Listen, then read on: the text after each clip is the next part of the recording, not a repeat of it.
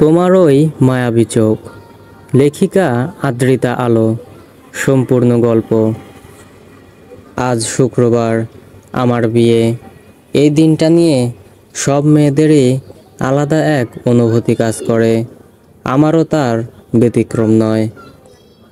একা ঘরে বসে ভাবছি সেই দিনের কথা, যেদিন আমাকে আমার হবু বরের ছবি দেখানো হয়। আমার মা আমাকে সবসময় একটা গল্প বলেন, মায়ের বিয়ের গল্প। আমার মা ছিলেন গ্রামের সুন্দরীদের একজন, তাই অনেক বিয়ের প্রস্তাব আসতো মায়ের জন্য। মা তখন মাত্র ক্লাস 9-এ পড়ে। মায়ের সামনে 3 জনের ছবি রেখে মাকে বলা হয়েছিল এদের মধ্যেই যে কোনো একজনকে পছন্দ করতে। আমার নানুমণি তখন আমার বাবার ছবিটা হাতে নিয়ে মাকে বলেছিল, মায়ের মন সব সময় মেয়ের ভালোটাই চায় রে মা। আমার এই ছেলেটাকে তোর জন্য ভালো মনে হয়েছে। আমার মন বলছে তুই সুখী হবি। জোর করছি না, শুধু বলছি, বাকিটা তোর ইচ্ছা। মা সেই দিন আমার নানুমণির পছন্দ করা ছেলে অর্থাৎ আমার বাবাকে বিয়ে করতে রাজি হয়। আমার মাকে আমার বাবা খুব ভালোবাসে, যা আমাদের সবার জানা। আমার সামনেও সেদিন 2টা ছবি রেখে বলা হয় যে কোনো একজনকে পছন্দ করতে। আমার মা সেদিন জিহাদ অর্থাৎ আমার হবু বরের ছবি হাতে নিয়ে বলেছিলেন, তোর বাবার বন্ধুর ছেলে, আমাদের খুব সম্মান করে জানিস, খুব ভালো একটা ছেলে। আজকে আমারও মন বলছে তোর জন্য এই ছেলেটা ভালো হবে জয়া। জোর করছি না, বাকিটা তোর ইচ্ছা। আমিও আমার মায়ের পছন্দ করা ছেলেকে বিয়ের জন্য রাজি হই। আসলে কিছু বকাটে ছেলেদের নজর পড়ছিল আমার উপর, তাই পড়াশোনা শেষ করার আগেই বাবা বিয়ে দিতে চান। এইসব ভাবতে ভাবতেই শুনতে পেলাম বর এসেছে, বর এসেছে। আমাকে যখন কবুল বলতে বলা হলো, তখন আমি খুব ভয় পাচ্ছিলাম। বাবা এসে আমার হাতটা ধরলো, ভরসা পেলাম। মা আমার কানে কানে বলল, ভরসা রাখো আমাদের উপর জয়া। আমি চোখ বন্ধ করে কবুল বলে দেই। তারপর আমার কান্না দেখে বাবা ও মা ভেঙে পড়েছিলেন। বিয়ে বাড়ি থেকে আমাকে আমার শ্বশুর বাড়ি নিয়ে আসা হলো। সব রীতি শেষ করে আমাকে বাসর ঘরে নিয়ে বসিয়ে দেওয়া হয়। আমি খুব ভয় পাচ্ছিলাম, জানি না সে কেমন হবে, আমার সাথে তার আচরণ ঠিক কেমন হবে। একটা বিষয় খুব ভাবাচ্ছিল আমায়, বেশিরভাগ মেয়ে বা বিয়ের প্রথম রাত নিয়ে অনেকটা ভয় পায়, কারণ অচেনা কেউ তাকে ছোবে, হোক বা সে তার হাজবেন্ড। এই ভয়টা আমার মাঝেও ছিল। হঠাৎ খট করে দরজা খুলে গেল। জিহাদ ঘরে এসে দরজা বন্ধ করে দিল। আমার ভেতরের ভয় না ক্রমশ বাড়তে লাগলো,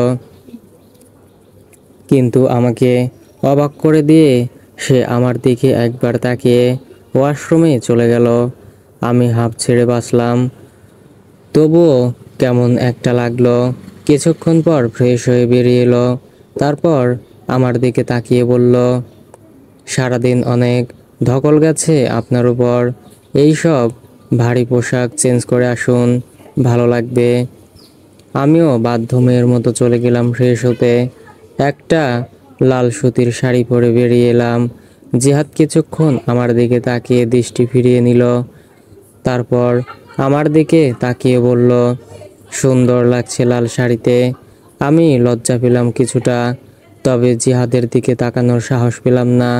সে আবার বলল, আনইজি ফিল করার কিছুই নেই, এইটা এখন আপনারই রুম, ঘুমিয়ে পড়ুন, রাত হয়েছে অনেক।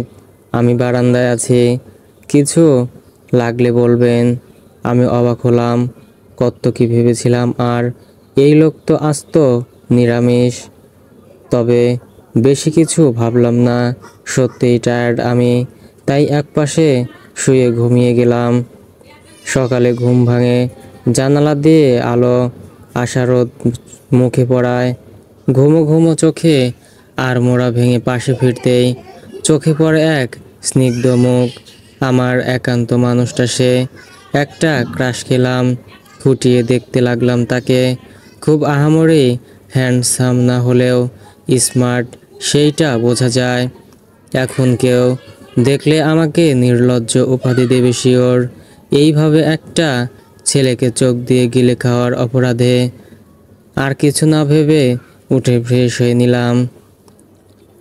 রিসেপশনের পর আমাদের গাড়ি ছুটে আসলো আমাদের গ্রামের বাড়ি। অনেক টায়ার্ড ছিলাম আমি, তাই রাজ্যের ঘুম ভর করলো আমার চোখে, কিন্তু ঘুমাতে পারছিলাম না। গ্লাসের সাথে বারে বারে মাথায় বাড়ি খেলাম। আমি চোখ বন্ধ করে রাখায় হয়তো সে ভাবলো আমি ঘুমিয়ে গেছি। হঠাৎ অনুভব করলাম একটা হাত এসে আমার মাথাটা তার কাঁধে রাখলো। অবাক হলাম কিছুটা, তবে কিছুই বললাম না। ভালো লাগছিল ওই কাঁধে মাথা রাখতে। কখন যে ঘুমিয়ে গেলাম আমিও জানি না। ঘুম যখন ভাঙলো তখন আমি আমার রুমে। বুঝতে বাকি রইল না সে আমায় কোলে করেই এই রুমে নিয়ে এসেছে। সকালে নাস্তা শেষে আমার কাজিনরা আমাদের নিয়ে বসলো একটা রুমে। বিয়ে বাড়িতে আসল মজাটাই তো কাজিন ফ্রেন্ড ট্রাই করে। আমরা ঢাকা থাকি, এইখানে আসা মূলত আমার দিদাকে নাচ জামাই দেখানোর জন্য, তাই আমার ফ্রেন্ডরা আসেনি। হঠাৎ আমার এক কাজিন বলল, আচ্ছা ভাইয়া, আমার বোন তো অনেক সুন্দর, তবে প্রত্যেকটা মানুষের কিছু না কিছু আমাদের একটু বেশি ভালো লাগে। তো আপুকে আপনার ভালো লাগার কারণ কি?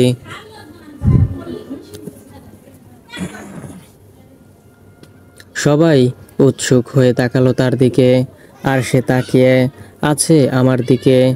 তারপর বলল মায়াবী চোখ। আমি তড়িৎ গতিতে তাকালাম তার দিকে। মুহূর্তেই চোখাচোখি হলো আমাদের। লজ্জা পেলাম কিছুটা, তাই কাজের বাহানায় উঠে চলে গেলাম সেই রুম থেকে।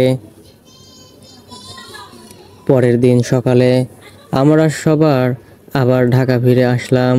আসার সময় দিদা অনেক টিপস দিয়েছে বরকে নিজের আঁচলে কিভাবে বাঁধতে হয়। আমাকে নিয়ে আমার হাজবেন্ড সোজা বাসায় চলে আসে। এসে দেখি শাশুড়ি মা বাহারি খাবারের আয়োজন করেছেন আমাদের জন্য। ফ্রেশ হয়ে খেয়ে নিলাম। তবে এই কয়েকদিনে একটা বিষয় আমাকে খুব ভাবায়। আমার স্বামী আমার সাথে খুব প্রয়োজন ব্যতীত কথা বলে না, এমনকি আমাদের মধ্যে স্বাভাবিক সম্পর্ক নেই। বিকালে গিয়ে বসলাম শাশুড়ির কাছে।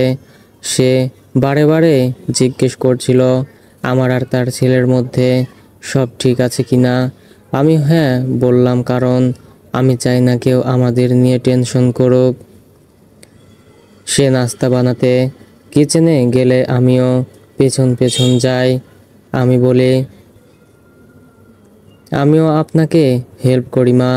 তিনি মুচকি হেসে বলল, প্রয়োজন নেই বৌমা, আমি কালকে গ্রামে চলে যাব, তারপর তুমি সবটা সামলাতে হবে, আজকেরটা আমি করি। আমি অবাক হয়ে বললাম, কিন্তু হঠাৎ গ্রামে কেন মা? আপনারাও তো গ্রামে থাকেন না। তিনি বললেন, অনেক দিন হয়ে গ্রামে যাই না। এতদিন ছেলেটা একা খাবে, কিভাবে নিজের খেয়াল রাখবে, এইভাবে যাওয়া হয়নি। কিন্তু এখন ছেলের বউ আছে, আমরা বুড়ো বুড়ি দুইজন একটু গ্রামীণ বাতাস থেকে আসি। আমি আর কিছুই বললাম না।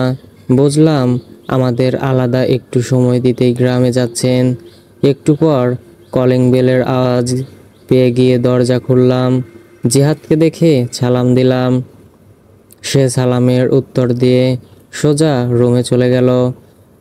একটু খারাপ লাগলেও কিছুই বললাম না। রাতে ডিনার শেষে রুমে গিয়ে দেখলাম সে কোথাও নেই। বুঝলাম বারান্দায় আছে। আমি বুঝি না ওই বারান্দায় সারাদিন কি করে। রুমে এত সুন্দর বউ থাকতে ওই বারান্দায় কি? পরক্ষণেই নিজের ভাবনায় নিজেই হেসে দিলাম। বারান্দায় গেলাম জিহাদকে ডাকতে। মশাই সিগারেট খাচ্ছে, সেই ধোঁয়া আমার নাকে মুখে ঢুকে কাশি উঠল।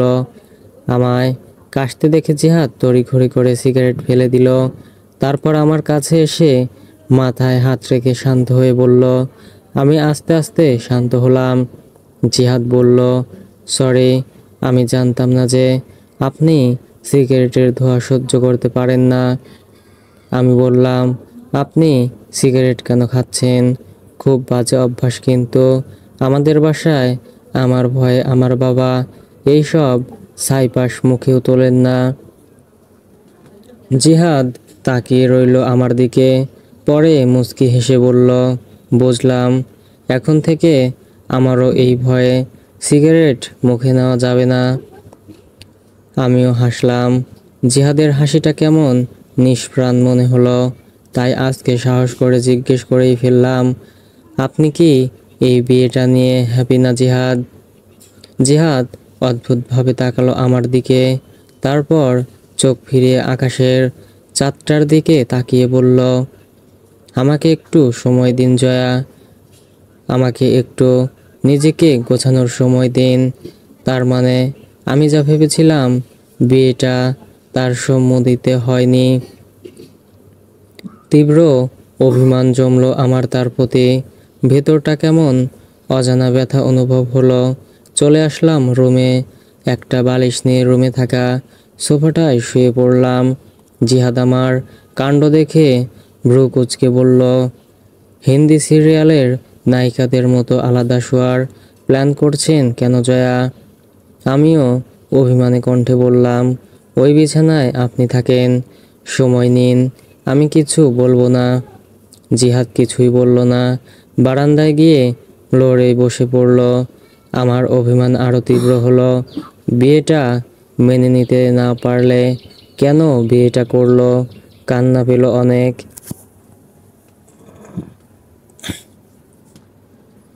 সকাল সকাল জিহাদ তার বাবা মাকে নিয়ে চলে গেল তাদের বাসে উঠিয়ে দিতে। সে অফিসে যাবে। আমি বাসায় একা হয়ে গেলাম, তাই ঘুরে ঘুরে প্রত্যেকটা রুম দেখতে লাগলাম। একটা ফ্ল্যাট বাসা, 3টা বেডরুম, একটা ড্রয়িং রুম, একটা ডাইনিং রুম, কিচেন, প্রত্যেকটা রুমে অ্যাডজাস্ট ওয়াশরুম। বাসাটা বেশ গোছানো। এর মাঝে কেটে গেল 2 দিন। আমার অভিমান আরও তীব্র হলো। এই 2 দিন খুব একটা কথা হয়নি আমাদের। আজকে তাড়াতাড়ি অফিস থেকে ফিরল জিহাদ। আমি আজকে শাড়ি পরেছিলাম। আসলে দিদা বলল বিয়ের পর মাঝে মাঝে শাড়ি পরে, পায়ে নূপুর পরে, চুড়ি পরে থাকলে স্বামীর মনে জায়গাটা সহজেই হয়ে যায়। তাই ভিডিও কলে এক প্রকার শাসন করলো আমায়। আমারও শাড়ি পরতে ভালোই লাগে, তাই আর দেরি না করে নীল একটা শাড়ি পরলাম, সাথে চুড়ি, নূপুর আর হালকা সাজ। সন্ধ্যাবেলা বেল বাজায় গিয়ে দরজা খুলে দিলাম। জিহাদ আরও পরে আসার কথা, তাই এত তাড়াতাড়ি দেখে কিছু একটা অবাক হলাম। খেয়াল করলাম কেমন করে তাকিয়ে আছে আমার দিকে। আমি সেই সব বাদ দিয়ে জিজ্ঞেস করলাম, আজকে এত তাড়াতাড়ি এলেন যে? জিহাদ বলল, মা বলল আপনি একা ভয় পাবেন, তাই আসলাম। আমার অভিযোগ আরও বাড়ল। শুধুই মায়ের কথায় আসতে কেন হবে? আমাকে কি একটুও মনে পড়ে না তার? আমি রান্নাঘরে চলে গেলাম খাবার গরম করতে। ফ্রেশ হয়ে জিহাদ টেবিলে এসে খেতে বসলো। আমি খাবার দিয়ে পাশে বসলাম, কিছু লাগবে নাকি তা দেখার জন্য। খেতে খেতে আর চোখে জিহাদ তাকাচ্ছিল আমার দিকে। যদিও অস্বস্তি হচ্ছে, কিন্তু কোথাও একটা আশা ছিল প্রশংসা করবে। জিহাদ খেতে খেতেই বলল, আজকে শাড়ি পরলে যে? শাড়ি পরতে ভালো লাগে। আমি বললাম, দাদি বলল শাড়ি পরতে, তাই পরেছি। জিহাদ হাসলো, তারপর বলল, তো দাদি আর কি কি বলেছে? শাড়ি পরে স্বামীর মনের ঘুর ঘুর করতে, চুড়ি, চোখে কাজল, পায়ে নূপুর পরে রিনিঝিনি আওয়াজ তুলতে। আমি কিছু বললাম না। অন্য রুমে গিয়ে দরজা বন্ধ করে বসে রইলাম। ওই রাতে আর ওই রুমে যাই নাই। সকাল সকাল বাবাকে কল দিয়ে বললাম তাদের কথা মনে পড়ছে, তাই যেন এসে নিয়ে যায় আমায়। বাবা আমার শ্বশুর শাশুড়ি থেকে অনুমতি নিয়ে আমাকে ওই বাসায় নিয়ে যায়। আমাদের বাসায় এসেছি আজ 2 দিন। এর মাঝে জিহাদ অনেকবার কল করেছে আমায়। আমি কল রিসিভ করিনি। ইচ্ছা ছিল না আর কথা বলার। ভেবেছিলাম ওই বাড়িতে আর যাব না। পরের দিন বিকেলে ফ্রেন্ডদের সাথে দেখা করতে রেস্টুরেন্টে এসেছিলাম। সন্ধ্যা হয়ে যাওয়ায় বা রাস্তায় রিকশার জন্য অপেক্ষা করছিলাম। হঠাৎ কেউ আমার হাত ধরলো। আমি চমকে তাকালাম। দেখলাম জিহাদ শুকনো মুখে তাকিয়ে আছে আমার দিকে। জিহাদ শান্ত স্বরে বলল, বাসায় চলো জয়া, আবার অন্যদিন ওই বাসায় নিয়ে যাব। আমিও বললাম, যাব না আমি আপনার সাথে, ওই বাসায় আমার ভালো লাগে না। জিহাদ অসহায় চোখে তাকালো আমার দিকে, বলল, আমি অফিস থেকে সোজা এইখানে এসেছি, এখনো কিছুই খাইনি, চলো। তুমি না বেড়ে দিলে আমার খেতে ভালো লাগে না। আমার কি হলো জানি না, আর কিছুই বললাম না। বাসায় চলে এলাম। খাওয়া দাওয়া শেষে ছাদে একা দাঁড়িয়েছিলাম। হঠাৎ একটা কফির মগ আমার সামনে ধরলো জিহাদ। বলল, কফিটা আমি ভালো বানাই, টেস্ট করে দেখতে পারো। আমি চলেই যাচ্ছিলাম। জিহাদ আমার হাত ধরে আটকে দিল। আমার হাত ধরে একটানে তার বুকে এনে ফেললো আমায়। আমি হতবাক হয়ে রইলাম। আমার গাল চেপে ধরে রেগে বলল, এই মেয়ে, এই কি সমস্যা তোমার? এমন যাই যাই করছো কেন? একটু সময় চেয়েছিলাম নিজেকে গোছাতে, তা তো দিবেই না, উল্টো বাবার বাড়িতে গিয়ে বসে আছো। সময় চেয়েছিলাম শুধু। কখনো কি খারাপ কিছু বলেছি নাকি করেছি? আসলে তোমাদের মতো মেয়েদের স্বভাব এইটা, ছেড়ে যেতেই পারো শুধু। এই অগোছালো মানুষটাকে একটু আগলে রাখা যায় না? তাহলেই তো আমি এমন করি না। এতক্ষণ গালে ব্যথা পাচ্ছিলাম, কিন্তু এইবার ব্যথা ভুলে সন্দিহান কণ্ঠে বললাম, আমরা মেয়েরা মানে? আপনি কয়জন মেয়েকে চিনেন?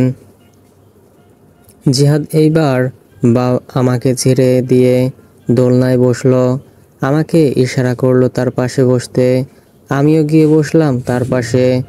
জিহাদ আকাশের দিকে তাকিয়ে বলতে লাগলো, তিশার সাথে আমার 5 বছরের সম্পর্ক ছিল। আমার ফ্রেন্ড, ফ্যামিলি সবাইকে আমি জানিয়েছিলাম ওর কথা।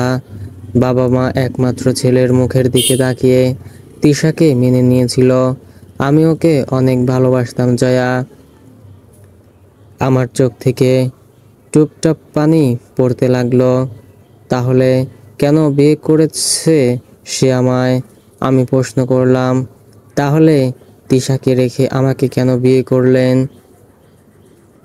জিহাদ তাকালো আমার দিকে।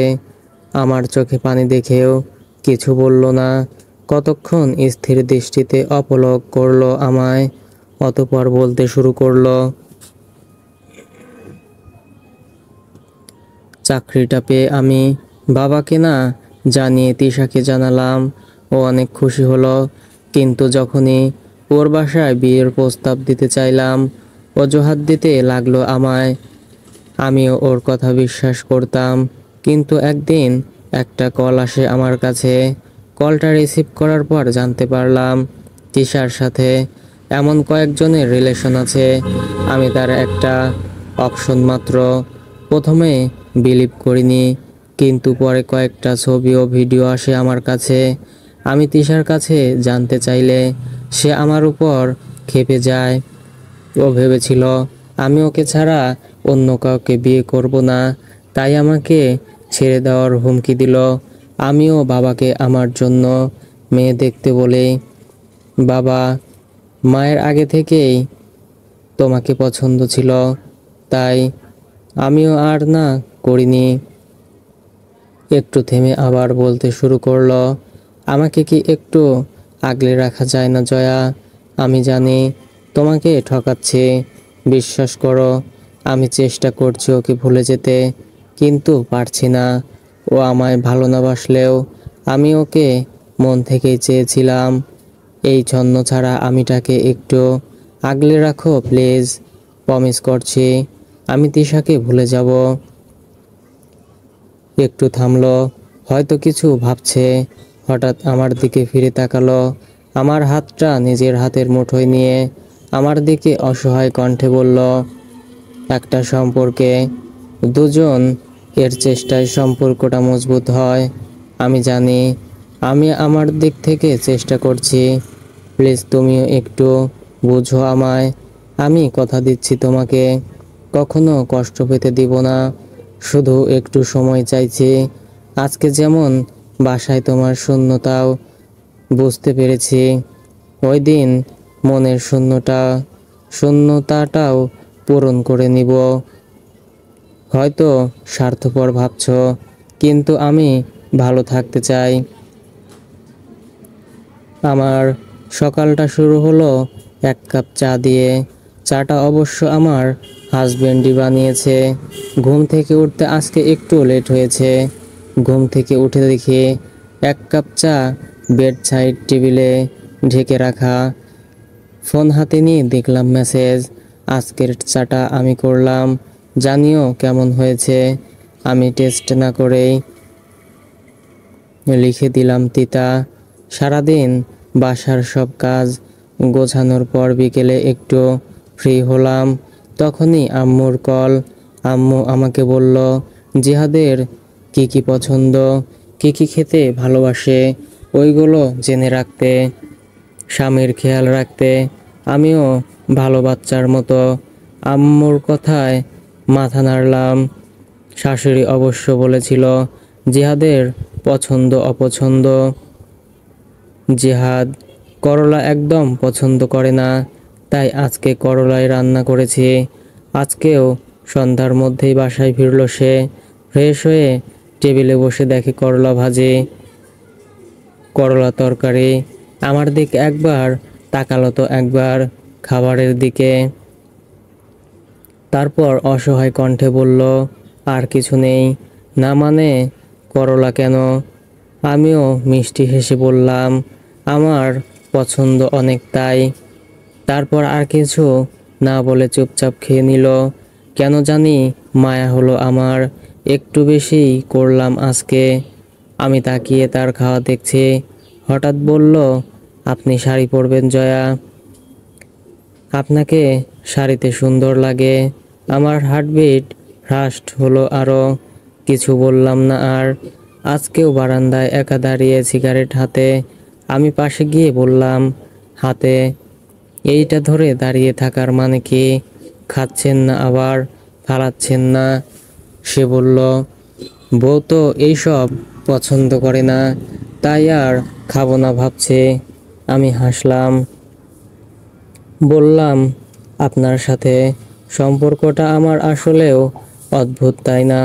মানুষের কাছে আমরা স্বামী স্ত্রী, কিন্তু আমরা নিজেদের কাছে কি পরিচয় পাব? সে ভ্রু কুঁচকে বলল, কি চাইছো? আমি বললাম, আমার ফ্রেন্ড হবেন। সে এইবার হেসে ফেলল। আমার বাচ্চামি দেখে বলে, আমার আর তোমার বয়সের ডিফারেন্স জানো? আমি বললাম, জানি তো, 5 বছর। জিহাদ বলল, নিজের 5 বছরের বড় এর সাথে তুমি ফ্রেন্ডশিপ করতে চাচ্ছ জয়া? আমি ভ্রুকুচকে বললাম, 5 বছরের বড় এক বুইড়া ব্যাটারে বিয়ে করতে পারছি, আর এখন বন্ধুত্ব করতেই অসুবিধা। আর তাছাড়া আমি সম্পর্কটা ফ্রেন্ডশিপ দিয়ে শুরু করতে চাচ্ছি। জিহাদ এইবার আর বেশি হাসলো। ওকে, হলাম আমি তোমার বন্ধু, কিন্তু ইউ নো হোয়াট জয়া, তুমি আমার সব থেকে ছোট ও কিউট ফ্রেন্ড। বলেই আমার গাল টিপে দিল আদরে হাতে। আমি অপলক তাকিয়ে রইলাম ওই হাসির দিকে। সত্যি বলতে প্রেমে পড়েছি আমার স্বামীর ওই হাসির। আজকে আর কথা বাড়ালাম না, শুয়ে পড়লাম একপাশে। সকালে ঘুম থেকে উঠে দেখলাম জিহাদ আমার খুব কাছে। হাসলাম আমি, মানুষটার মায়ায় জড়িয়ে যাচ্ছি। যত সময় লাগে আমি দিব, কিন্তু সে আমার হোক। ওই মনে আমার বিচরণ চলবে সারাক্ষণ, তার জন্য আমি যা দরকার হয় করব।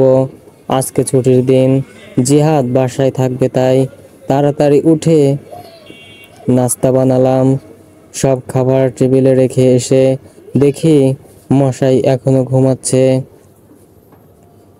আমি চুপচাপ তার সামনে গিয়ে দাঁড়ালাম। মনে এক তীব্র ইচ্ছা হলো মানুষটাকে ছুঁয়ে দেখার। ঘুমিয়ে থাকায় মাথার চুলগুলোতে হাত বুলিয়ে দিলাম, তারপর একটু দূরে সরে ডাক দিলাম। নাস্তা করতে করতে আমাকে বলল, আজকে দুপুরে বিরিয়ানি রান্না করবে প্লিজ। আমি তাকালাম জিহাদের দিকে, হাসি পেল আমার। কেমন বাচ্চাদের মতো আবদার করছে, তাই মাথা নেড়ে সম্মতি দিলাম। আমি খাওয়া শেষে উঠে গেলাম সব রেডি করতে। হঠাৎ এসে বলল, আমিও হেল্প করি তোমায়। আমি বললাম, কোনো প্রয়োজন নেই, আমার রান্নাঘরের 12টা বাজানোর। সে বলল, আরে আমার হাতের রান্না খেয়ে দেখো একবার, প্রেমে পড়ে যাবে। আমি তাকালাম তার দিকে, সে নিজেও বুঝলো না কি বলছে। তারপর চুপচাপ আমার সাথে কাজ করতে লাগলো। তাই তাড়াতাড়ি রান্না শেষ করে আমি বেরিয়ে এলাম। রুমে গিয়ে দেখলাম খাটে একটা প্যাকেট রাখা। ভ্রু কুঁচকে তাকিয়ে রইলাম, বুঝতে চাচ্ছিলাম জিনিসটা কি। জিহাদ রুমে এসে বলল, ওইটাতে একটা শাড়ি আছে, আজকে পরবে প্লিজ। আমি তাকালাম জিহাদের দিকে, তারপর বললাম, হঠাৎ শাড়ি আনলেন যে? জিহাদ বলল, শাড়িটাতে তোমাকে মানাবে মনে হলো তাই কিনেছিলাম। তোমার ইচ্ছে না হলে পরা লাগবে না। আমি শাড়ির প্যাকেটটা নিয়ে গোসলে চলে গেলাম। আমি কালো একটা শাড়ি পরে বেরিয়ে এলাম। মানতে হবে পছন্দ আছে, শাড়িটা সত্যি সুন্দর। ভেজা চুলগুলো মুছতে মুছতে ড্রেসিং টেবিলের সামনে দাঁড়ালাম। আয়নায় দেখলাম ল্যাপটপ হাতে আমার বর হা করে তাকিয়ে আছে আমার দিকে। কিছুটা লজ্জা পেয়েও পাত্তা দিলাম না। তার দিকে তাকিয়ে মুখটা সিরিয়াস করে বললাম, মুখে মাছি ঢুকবে তো? সাথে সাথে আমার দিক থেকে চোখ ফিরিয়ে নিল। আমি হেসে চলে গেলাম রুম থেকে। খাবার খাওয়ার সময়ও আর চোখে দেখছিল আমায়। এক সময় বিরক্ত হয়ে বললাম, আপনার আমাকে দেখে শেষ হলে তবেই খান, খাচ্ছেন কম আর তাকাচ্ছেন বেশি। এইবার আমার বরটা যেন ভদ্র বাচ্চা হয়ে গেল, নিজের দিকে তাকিয়ে চুপচাপ খেয়ে উঠে চলে গেল রুমে। যেতে যেতে বলল, থ্যাঙ্কস, বিরিয়ানিটা সত্যিই ভালো ছিল। খাওয়া শেষে রুমে গিয়ে দেখি সে একটা কালো পাঞ্জাবি পরেছে। আমাকে অবাক করে দিয়ে সে বলল, রেডি হও, বের হব আমরা। আমি বললাম, কোথায় যাব আমরা? সে হেসে বলল, কোথায় যেতে চাও? আমি মজা করে বললাম, নিরুদ্দেশ। জিহাদ অদ্ভুতভাবে তাকালো, তারপর হেসে বলল, কাজল পরবে না ওই মায়াবী চোখে, কোনো প্রসাধনী ব্যবহার নিষেধ। এক অজানা প্রশান্তি অনুভব করলাম। শাড়ি পরা ছিলাম, তাই অল্প সময় লাগলো সাজতে। আমার বর এতেই অধৈর্য। বিকেলে বেরিয়ে পড়লাম, একটা পার্কে গেলাম। একটা ব্যাপার খুব বেশি উপভোগ করছিলাম, তা হলো সে আমার হাতটা শক্ত করে ধরে রেখেছে। লেকের সামনে একটা বেঞ্চে আমায় বসিয়ে কোথায় যেন গেল। আমিও এদিক ওদিক তাকাচ্ছিলাম। হঠাৎ চোখ যায় আমার হাতের দিকে, খালি হাত। চুড়ি পরিনি আজকে, আসলে কালো চুড়ি নেই আমার। তখনই একটা পুরুষালী হাতে সে আমার হাতটা নিয়ে খুব যত্নে এক মুঠ চুড়ি পরিয়ে দিল আমার হাতে। আমি অবাক, তবে অনেক বেশি ভালো লাগছিল। কাজ করলো। আরেক হাতে আরেক মুঠো চুড়ি পরাতে পরাতে বলল, এই হাত চুড়ি ছাড়া একদম বেমানান জয়া। আমার মুগ্ধতা ভরা চোখ দেখে হাসল সে। বলল, নিজের স্বামীর প্রেমে পড়া ভালো, সম্পর্কটা মধুর হয়। সামনে পানি, হালকা বাতাস, পাশে প্রিয় মানুষ, একটা মেয়ের আরকিল চাই। হঠাৎ বললাম, তিশাকে নিয়েও এইখানে আসতেন। সে বলল না, ও কোলাহল পছন্দ করতো না, তাই রেস্টুরেন্টে বেশি যাওয়া হতো ওর সাথে। আমি আর কিছুই বললাম না। আমাদের বাসায় ফেরার উদ্দেশ্যে রিকশায় উঠলাম। সে আমার শাড়ির আঁচলটা যত্নে আমার হাতে দিয়ে তারপর রিকশাতে উঠল। রাস্তায় এমন একটা ভাব করলো যেন ঢাকা শহর নতুন তার কাছে। আমি ভ্রুকুচকে বললাম, ঢাকায় নতুন নাকি? সে আমার দিকে তাকিয়ে হেসে বলল, না, কিন্তু পাশে বসা মানুষটার সাথে থাকার অনুভূতিগুলো নতুন। আমি তোমার দিকে বারবার তাকালে তোমার আমাকে আর চোখে দেখাটা তোমায় লজ্জায় ফেলতো। বলে বলে কি এই পাজি লোক এখনো কি লজ্জা দেওয়া বাকি রেখেছে? আমি আর কিছুই বললাম না। বাসায় এসে প্রচুর টায়ার্ড থাকায় শাড়ি চেঞ্জ না করেই শুয়ে পড়লাম। সকালে ঘুম আজকে তাড়াতাড়ি ভেঙে গেল। জানালা দিয়ে বাইরে দেখতে পেলাম এখনো কিছুটা অন্ধকার। তড়িঘড়ি করে উঠে অজু করে নামাজ পড়লাম। তারপর রুম থেকে বেরিয়ে পাশের রুমে গিয়ে দেখি মহাশয় এই রুমে ঘুমাচ্ছে। কিছুটা অবাক হলাম। পরে গেলাম রান্নাঘরে। নাস্তা বানাতে বানাতে সে উঠে গেছে। টেবিলে নাস্তা দিয়ে দুজন একসাথেই বসলাম। আমি বললাম, কালকে রাতে রুমে আসেননি কেন? তিশার কথা মনে পড়ছিল আবার। আমার খোঁচাটা ভালোই বুঝলো। চোখ রাঙিয়ে তাকালো আমার দিকে। পরক্ষণে দুষ্টু হেসে বলে, এলোমেলো শাড়ি, আবেদনময়ী নারী দেখলে যে কোনো সাধু পুরুষও মাথা খারাপ হবে। আর আমি তো সাধারণ মানুষ। ভাবলাম বউটার ঘুমের সুযোগ নেওয়া ঠিক হবে না, তাই অন্য রুমে গেলাম। হতভম্ব, অসহায় বাচ্চা একটা মেয়ে আমি। খাওয়া আর হলো না আমার। চুপচাপ উঠে চলে গেলাম তার সামনে থেকে। তার হাসির শব্দ শুনে এইবার আমার মেজাজ খারাপ হলো। আমাকে লজ্জায় ফেলে সে হাসছে। খচ্চর বেটা। কেটে গেল আরও কয়েকটা দিন। আমাদের সম্পর্কটা বন্ধুত্ব থেকে প্রেমে রূপান্তর হয়েছে। বিভিন্ন খুনসুটি ও ঝগড়ার মধ্যে ভালোই দিন কাটছিল আমাদের। আজকে হাফ ডে থাকায় তাড়াতাড়ি বাসায় চলে আসে জিহাদ। বিকেলে ছাদে বসে একসাথে আড্ডা দিলাম। হঠাৎ আমাকে জিজ্ঞেস করলো, তুমি কখনো প্রেম করনি? আমি হেসে ফেললাম এইবার। সে আবার বলল, হাসছো কেন? আমি বললাম, ফ্রেন্ডরা বারেবার না করে দিয়েছি আপনাকে আমার প্রেমের গল্প না শোনাতে। সে বলল, কেন? আমি বললাম, বাঙালি স্বামীরা নিজে প্রেম করলে সেইটা বয়সের দোষ, আর বউ প্রেম করলেই মহাপাপ। সে এইবার হেসে বলল, আচ্ছা, বলতে হবে না, চলো বাসায় যাই, সন্ধ্যা হয়ে যাচ্ছে। আমি বললাম, কেন? আমার তো ভালো লাগছে এইখানে থাকতে। এই সন্ধ্যাবেলা চুল ছেড়ে ছাদে বসে থাকলে ঝিন ভর করবে। বলেই হাত টেনে নিয়ে চলে গেল বাসায়। রাতে খাবার শেষে বারান্দায় বসে আছি দুজন। হঠাৎ আমাকে বলল, একটু কফি খাওয়াবে প্লিজ? আমি ভ্রু কুঁচকে তাকালাম তার দিকে। এই রাতের বেলা কফি খেলে ঘুমাবে কখন?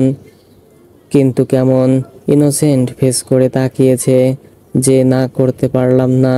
তাই বললাম, কফি বানাতে পারি কিন্তু একটা শর্তে। সে আমার দিকে তাকিয়ে বলল, তুমি তো প্রচুর সুযোগ সন্ধানী মানুষ, এক কাপ কফি খাওয়াবে, তাতেও শর্ত দিচ্ছ। আমি হেসে বললাম, এত কিছু বুঝি না, রাজি থাকলে বলেন, নয়তো আমি ঘুমাতে গেলাম। সে বলল, আচ্ছা বলো শুনি, তোমার কি শর্ত? আমি বললাম, পাশের রুমটায় আজকে একটা গিটার দেখলাম, তার মানে আপনি ভালো গান জানেন, তো আজকে একটা গান শোনাতে হবে আমায়। সে বলল, গান আমি তেমন একটা গাই না, তবে কলেজে গাইতাম, সবাই প্রশংসা করত, তাই শখের বশেই গিটারটা কিনা। আচ্ছা, আজকে চেষ্টা করব তোমার জন্য, এখন কফি নিয়ে আসো। আমিও হেসে চলে গেলাম কফি বানাতে। ততক্ষণে সে গিটারটা নিয়ে চলে এসেছে। আমিও কফি নিয়ে হাজির হলাম। তার পাশে বসতেই মুচকি হাসলো, তারপর গেয়ে উঠল, কি নামে ডেকে বলবো তোমাকে, মন্দ করেছে আমাকে ওই দুটি চোখ।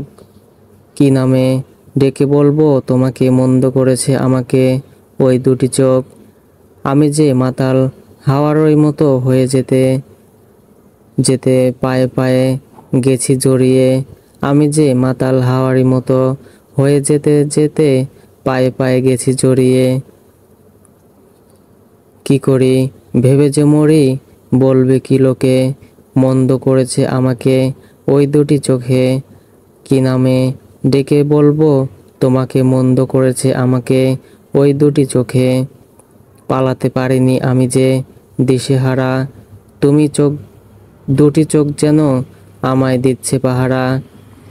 পালাতে পারিনি আমি যে দিশেহারা, দুটি চোখ যেন আমায় দিচ্ছে পাহারা।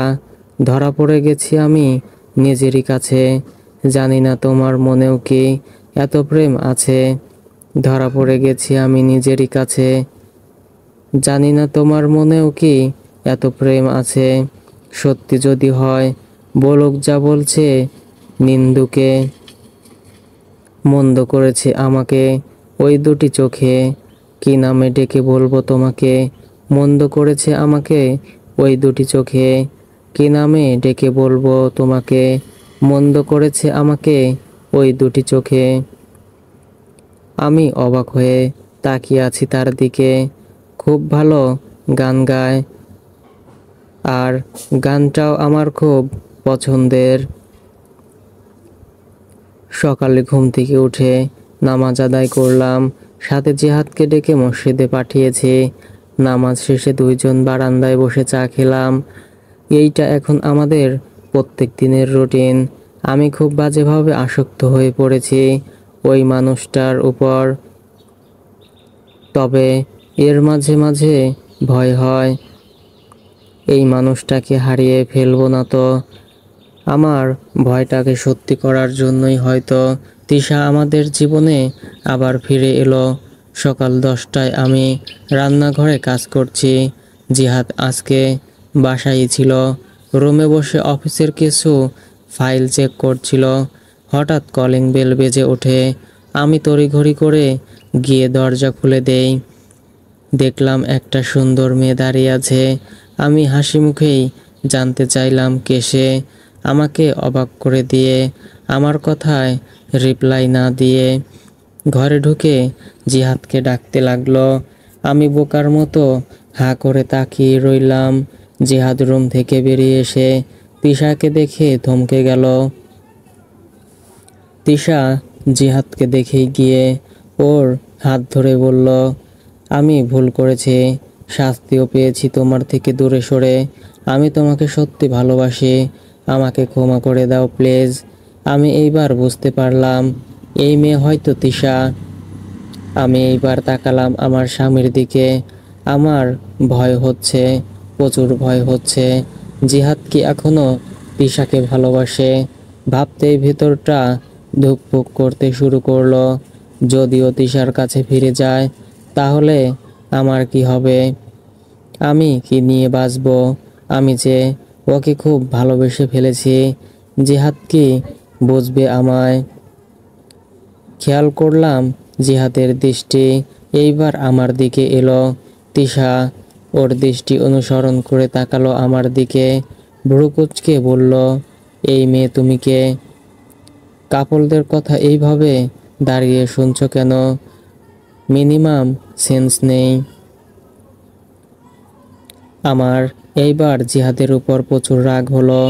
এই লোকের সামনে তার বউকে অপমান করছে এই মেয়ে, আর সে কিছুই বলছে না। আমি চুপচাপ চলেই যাচ্ছিলাম। জিহাদ এসে আমার হাতটা ধরে তিশার সামনে নিয়ে দাঁড়ালো, বলল, আমার স্ত্রী জয়া। তিশা হতবাক হয়ে তাকিয়ে রইল আমার দিকে। আমি কিছুই বলছি না। আমি শুধু দেখতে চাই জিহাদ আমার হয়ে কি বলে।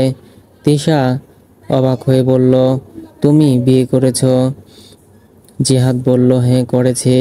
কারো জীবনের অপশন হয়ে থাকতে চাই না আমি। আর জয়া খুব ভালো মেয়ে। আমি জয়াকে নিয়ে হ্যাপি আছি। প্লিজ তুমি চলে যাও।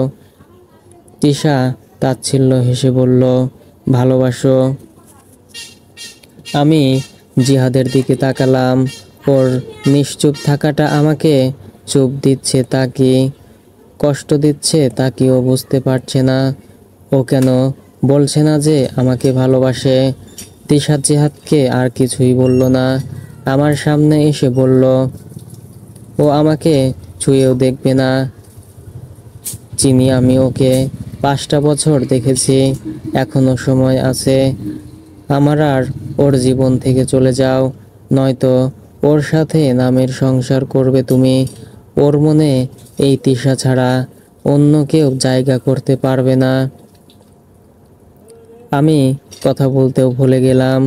জিহাদর জীবনে কি আমার একটুও জায়গা নেই? মেয়েটা তো ঠিকই বলল। জিহাদ কখনো আমার কাছে আসার চেষ্টা করেনি। এতদিন ব্যাপারটা স্বাভাবিকভাবে নিয়েছিলাম, কিন্তু এখন মনে হচ্ছে তিশাকেও আপন করে নিতে পারছে না আমার কারণে। মেয়েটা অত কথা বলল, কিন্তু জিহাদ কিছুই বলল না। আমিও অন্য রুমে ঢুকে দরজা বন্ধ করে খাটে গিয়ে বসলাম। দম বন্ধ লাগছে আমার। আমি থাকবো না আর এই বাসায়। চলে যাব ওর জীবন থেকে। কিন্তু কোথায় যাব? বাবা মায়ের কাছে। মুহূর্তের মধ্যে বাবা মায়ের উপর গিয়ে পড়লো আমার রাগটা। কেন এই ছেলের সাথে বিয়ে দিল আমাকে? আমার হাতের কাছে যা ছিল আমি ভাঙতে শুরু করলাম। ভাঙচুরের শব্দে হয়তো জিহাদ এই রুমের বাইরে এসে দরজা ধাক্কাতে লাগলো। আমাকে দরজা খুলতে বলল। আমি খুলবো না। আমি ওর মুখ আর দেখতে চাই না। আজকে 5 দিন হলো জয়া নিখোঁজ। সারা শহর খুঁজেও জয়াকে পাওয়া যায়নি। জিহাদ এই নিয়ে কয়েকবার জয়ার ডায়েরিটা পড়ল। মূলত এতদিনের সব কথাগুলো জয়া ডায়েরিতে লিখে রেখেছিল। জিহাদের প্রতি ভালোবাসা, অভিমান, অভিযোগ সবটা এই ডায়েরিতে। মেয়েটা লিখলেও সামনাসামনি কখনোই অভিযোগ করেনি। হয়তো জিহাদকে সময় দিয়েছে বলে। জিহাদ দেয়ালে হেলান দিয়ে বসলো এইবার। তিশা এসে দেখলো ফ্ল্যাটের দরজা খোলা। তাই বাসায় ঢুকে জিহাদের রুমে গেল। জিহাদকে এইভাবে বসে থাকতে দেখে অবাক হলো। এতটা এলোমেলো কখনোই দেখেনি সে জিহাদকে। জিহাদের পাশে বসে বলল, কি হয়েছে জিহাদ? তোমার এই কি অবস্থা? জিহাদ এইবার বাচ্চাদের মতো ডুকরে কেঁদে ওঠে। তিশা অবাক হয়ে তাকিয়ে দেখে। জিহাদ বলল, ও চলে গেছে তিশা। আমার সবটা শেষ। আমি ওকে বলতেই পারলাম না আমি ওকে ভালোবাসি। ওর মতো আমাকে কেউ ভালোবাসবে না জানো। সেই দিন হঠাৎ তোমার প্রশ্নে কিছুটা থমকেছিলাম। কি উত্তর দেব বুঝতে পারছিলাম না। সারা রাত ওর রুমের বাইরে বসেছিলাম। কখনো বেরিয়ে আসবে আর আমি ওকে বলবো আমি ওকে ভালোবাসি। কিন্তু ও আমাকে ছেড়ে চলে গেল। ওর দোষ নেই। আমাকে এত ভালোবেসে ও পেয়েছেটা কি বলো? কিছুই না। কিন্তু আমাকে এত বড় শাস্তিটা না দিলে কি ওর হতো না? আমি ওকে ছাড়া মরে যাব তিশা। তিশা দেখে গেল জিহাদের পাগলামি। তিশা চলে গেল। জিহাদ জয়ার ডায়েরিটা বুকে নিয়েই ঘুমিয়ে গেল।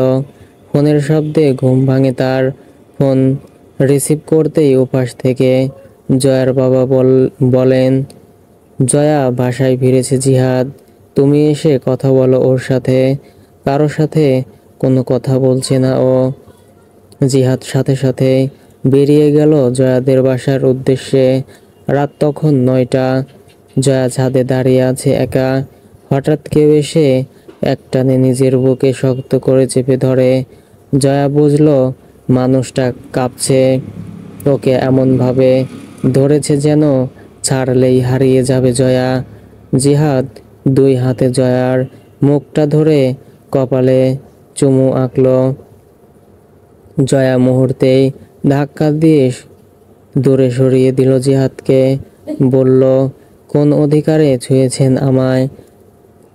কে আমি আপনার? সিম্প্যাথি দেখাতে এসেছেন? লাগবে না আমার আপনাকে। আমি আপনাকে ডিভোর্স দিব। আর কিছু বলার আগেই জিহাদ জয়ার অধরে অধর মেশালো, শান্ত করলো জয়াকে। জয়া হতবাক হয়ে রইল। জিহাদ এইবার ঠোঁট গেড়ে গাল চেপে ধরল জয়ার। রাগী কণ্ঠে বলল, আরেকবার আমাকে ছাড়ার কথা বলবি তো মেরে ফেলবো। তুই আমার হয়েই সারা জীবনটা কাটাবি। আর যদি মুক্তি চাস তো মেরে ফেলবো। অনেক হয়েছে। তোকে আর আমার থেকে 1 মিনিটও দূরে যেতে দিব না আমি। মাথায় ঢুকিয়ে নে কথাগুলো।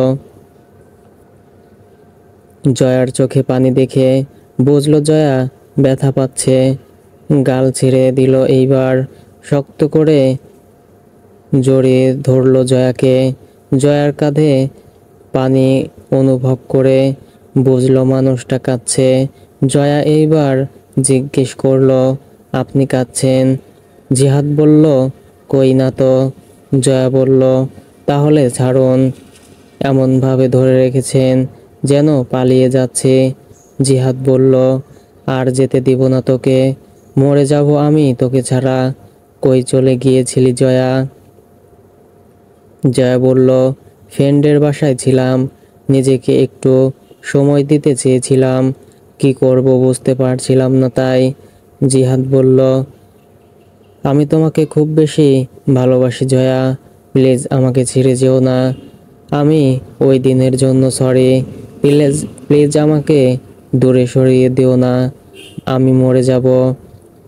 জয়া এইবার আঁকড়ে ধরল জিহাদকে, যার অর্থ যাবে না সে। ছাদের রেলিংয়ের দেয়ালে হেলান দিয়ে বসে আছে জিহাদ। তার বুকে নিশ্চিন্তে ঘুমিয়ে জয়া। জিহাদ নিষ্পলক তাকিয়ে আছে তার স্ত্রীর দিকে। এই মেয়েটা তার জীবনে কি তা এই কয়েকদিনে বুঝে গেছে সে। মেয়েটাকে খুব ভালো বাসবে সে, আর হারাতে দিবে না নিজের জীবন থেকে। সো ফ্রেন্ডস, গল্পটি কেমন লেগেছে অবশ্যই কমেন্ট করে জানিয়ে দিবেন। এবং নিত্য নতুন গল্প দেখতে চাইলে চ্যানেলটি সাবস্ক্রাইব করে পাশেই থাকবেন। এতক্ষণ সাথে থাকার জন্য ধন্যবাদ সবাইকে।